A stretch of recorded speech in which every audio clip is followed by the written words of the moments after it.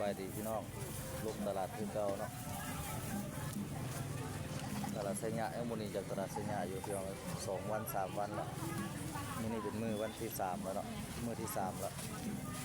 อยู่ตลาดไซยะนายผ้าตามเคยนั่นเองเนาะตัวมื้อนี้ก็เป็นบรรยากาศสวยงามเพื่อฝนก็บ่ตกฝนพี่น้องเลยแต่ว่าเดินตลาดเปียกเพราะตกเมื่อคืนนี้เนาะยามมื้อเช้าใครแต่มื้อเช้าตลาดไซยะคือเก่าเดิมอย่างเดิมมื้อนี้มื้อที่3แล้วอยู่ไซยะอาหารสดๆพี่น้องอาหารพื้นบ้านพอดีน้องมาจากสวนต้มใหม่ๆสดๆกันเนาะอาหารพื้นบ้านอาหารแบบลาวๆเลยอาหารการกินนะครับเนาะเดี๋ยวมาปลาลูกพิษเลยจะให้ในสวนแล้วก็เอามาขายเลยทำไมสดๆปลอดสารพิษที่ตลาดไซยะพอดีเนาะ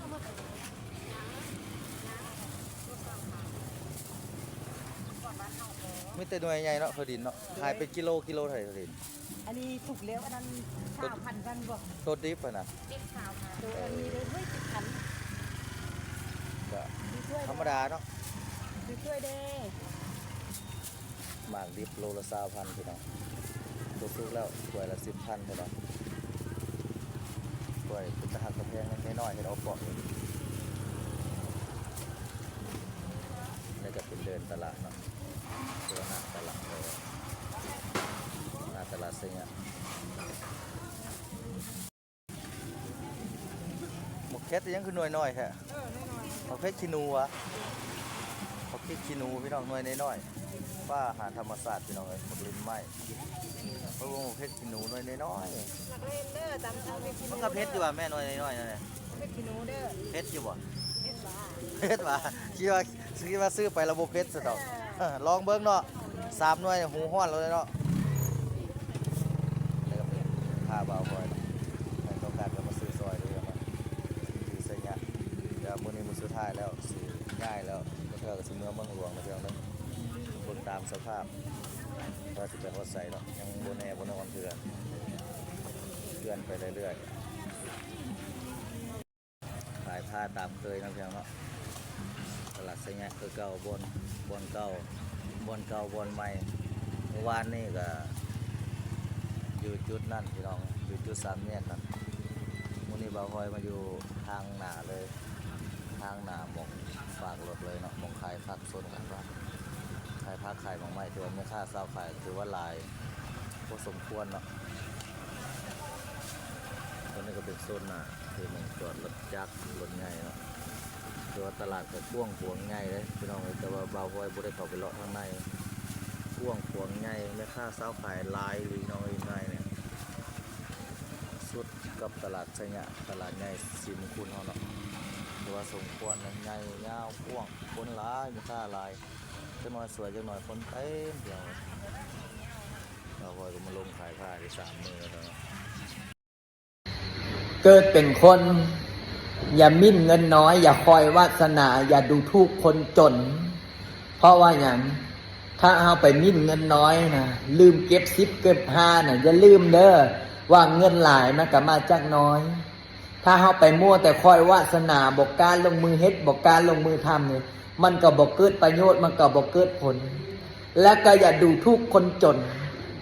คนจนเขาอาจจะจนก็จริงในมื้อนี้แต่อาจบ่แน่ในมื้อหน้าหรือมื้อต่อๆไปเขาก็อาจจะร่ำจะรวยขึ้น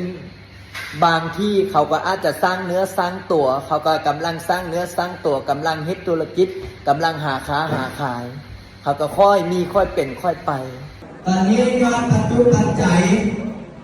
ยอดพับป้าปัจจุปัจจัยที่วัดบ้านนาคูนน้อย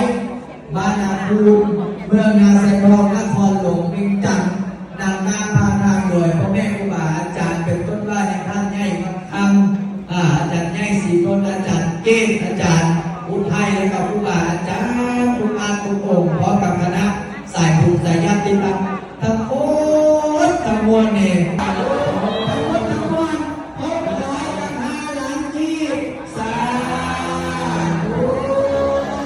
เดี๋ยวค่อยต่อยอดกันอีกว่าสิได้เท่าไหร่ส่วนพระอาจารย์นี่เวลาหมดเวลาเพราะว่าสิได้ไปสันเพลไหนสักหน่อยนะแต่ก็น่าจะได้ต่อยอดไปเรื่อยๆพุ่นละ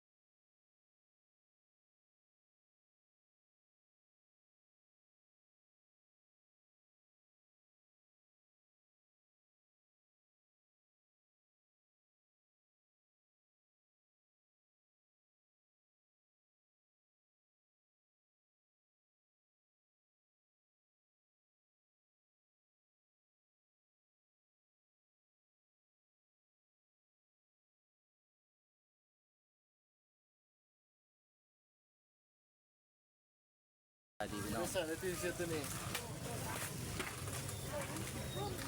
สบายดีพี่น้องตอนเช้าเนาะตลาดเสียงเนี่ยบุรีคือเก่าเนาะพี่น้องบ่าวพอยังไม่ได้ไปใส่เลยพี่น้องเด้อจับได้เลือกได้เด้อพี่น้องเด้อถามเบิ่งราคาก็ได้เด้อสนใจดวงใดก็ซื้อไปใส่เด้อพี่น้องเด้อมีแต่ดวงงามๆพี่น้องเลยสบายดีเนาะพี่น้องเนาะทั้งตลาดเสียงเนี่ยบุรีเนาะตอนนี้บ่าวพอยังอยู่ตลาดเสียงเนี่ยบุรีเด้อพี่น้องเด้อขายผ้าคือเก่าเนาะพี่น้องเนาะขายผ้าคือเก่าเด้อคือตลาดเสียงเนี่ยบุรีมีค่าเช่าขายกันทุกวันลายเนาะพี่น้องเนาะบ่าวพอกับบริย่างเลาะไทยพี่น้องเลยบนเรือส้มเพราะว่าตอนนี้ก็เหนื่อยแล้วเมื่อวานเนี่ยฝนตกทำเบิดเหนื่อยพี่น้องเลยเดินตลาดยังหมดแห่งครับเดินไม่ค่าเช่าขายคือวันลายพอสมควรเนาะตอนนี้ลูกค้ากำลังหลั่งไหลเข้ามานะพี่น้อง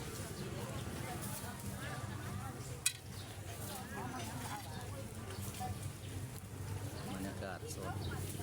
คือว่าบรรยากาศรู้สึกว่ามีระบบฝนตอน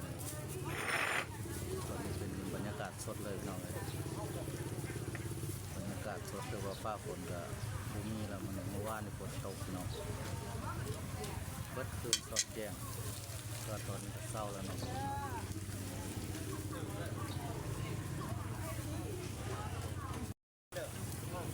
ซื้อผ้าซื้อมีดเด้อพี่น้องเด้อ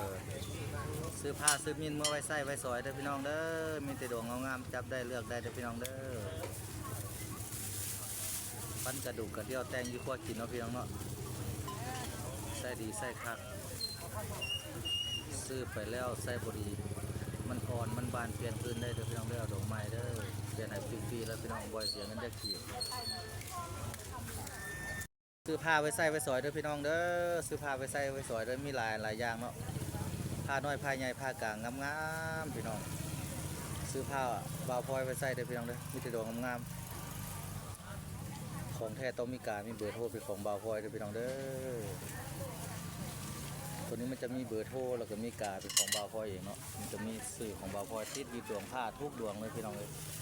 นับแต่ดวงน้อยหาดวงใหญ่ดวงกลางมันจะมีสื่อของบ่าวพลอยเป็นโลโก้ของบ่าวพลอยติดอยู่ดวงผ้าเลยนะพี่น้องถ้าพี่น้องได้ซื้อได้ใส่ไปแล้วมีเบอร์โทรคิดว่าอยากได้ให้พี่ให้น้องไปใส่เนาะอยากได้ตื้มก็สามารถโทรหาบ่าวพลอยได้เพราะว่ามันจะมีเบอร์โทรบ่าวพลอยติดอยู่ทุกดวงเลยพี่น้องเลยซื้อไปแล้วใส่ดีใส่คักกับบอกบ่าวพลอยเด้อเพราะว่าบ่าวพลอยก็เปิดตัวใหม่เนาะอาจจะเริ่มต้นนะปีนี้เนาะ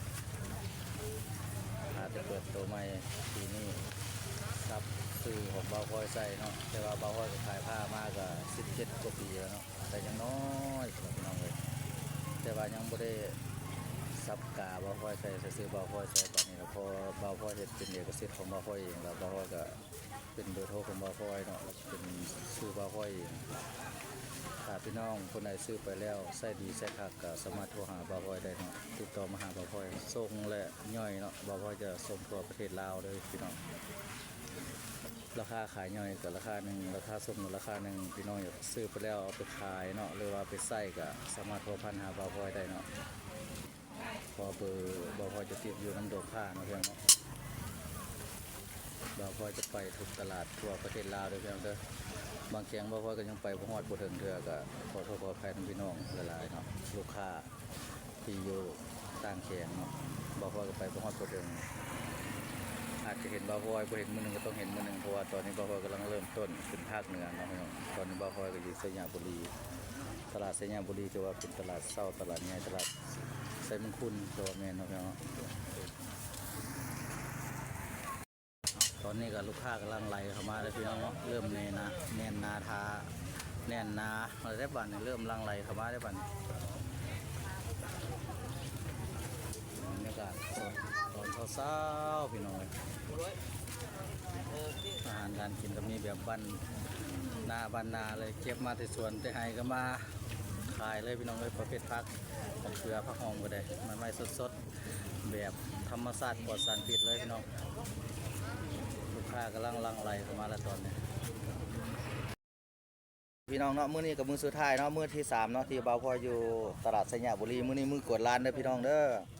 มื้อนี้เป็นมื้อกวดร้านแล้วเด้อมื้อสุดท้ายแล้วเด้อสิย้ายเมื่อดงหัวบางเด้อพี่น้องเด้อต่อไปก็ประมาณ10 โมงบ่าวพลอยก็สิขึ้นเมื่อดงหัวบางแล้วบัดมื้อนี้เป็นมื้อกวดร้านแล้วพี่น้องเอ้ยมากันได้จับเลือกได้เด้อพี่น้องเด้อสนใจได้จับเลือกได้ มื้อนี้ก็ลูกค้าก็บ่หลายปานใดเนาะพี่น้องเพราะว่าเป็นวันหยุดเพิ่นน่ะเป็นวันเพิ่นเข้าการแหน่ก็เลยว่าลูกค้าจะบ่หลายเมื่อวานเนี่ยมื้อนี้เป็นวันอาทิตย์ก็สิเป็นวันพักผ่อนแน่เนาะมื้ออื่นมันก็เข้าการแต่ว่ามื้อนี้ก็เป็นวันอาทิตย์เพิ่นก็เป็นวันพักผ่อนแน่ก็พากันมาซื้อแนวอยู่แนวกินแล้วก็พักผ่อนไปเล่นไปเที่ยวเนาะบางคนก็พาครอบครัวไปเที่ยวเนาะถ้าบ่าวพ่อยเนี่ยขายผ้าคือเก่าเด้อพี่น้องเด้อ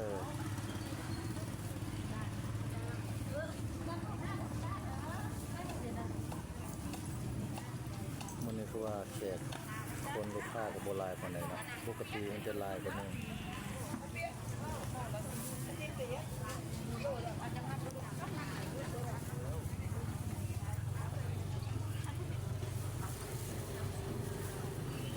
พามีดเด้อพามีดเด้อพี่น้องเด้อซื้อมือใส่มือซอยเด้อมักดวงใดเลือกเอาเลยพี่น้องมักดวงใดเลือกเอาเลยวิน นุ่งกระแสนุ่งกระแสเรื่องเลยเอาสำหรับคลิปนี้มาฮอนนี่บ่าวพลอยสิขอปิดคลิปมาเพียงเนาะเพราะว่าก็บ่าวพลอยก็บ่ได้ลงคลิปหลายมื้อหลายวันแล้วพี่น้องมาฮอนนี่ก็บ่าวพลอยสิได้ขอปิดคลิปเด้อพี่น้องเด้อเกี่ยวกับตลาดไสยะเฮาเนาะมาฮอดเวลานี่บ่าวพลอยสิได้ขอปิดคลิปโอกาสหน้าเจอกันใหม่พี่น้องเอ้ยบ๊ายบาย